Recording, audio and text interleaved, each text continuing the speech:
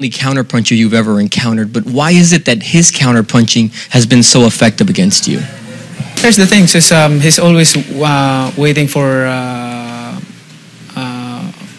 the punches, and if I don't create an action first, the fight will be boring. So I'm just I'm the one who try to make the fight better and look good to the people, to the fans.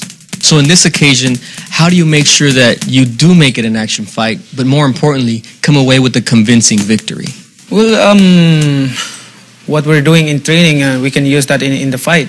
The aggressiveness and more aggressiveness, and throw a lot of punches and keep busy in training. So in the fight, it will be like in training. You know, the three judges have been named, and before it was Juan Manuel Marquez who wanted clarity with the judges, but now after what happened with Tim Bradley, you don't want to leave it in the hands of the judges either, right? Even that happened with the Bradley fight.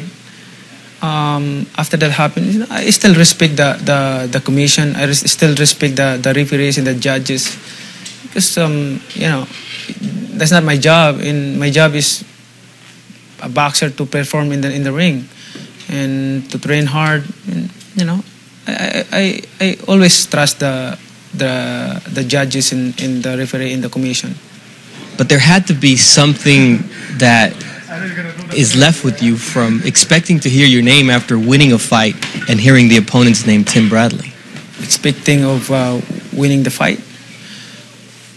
Sometimes the referee and the judges, they're not, we're not perfect at all time. Sometimes we make a mistake, and what I'm praying is it will not happen again.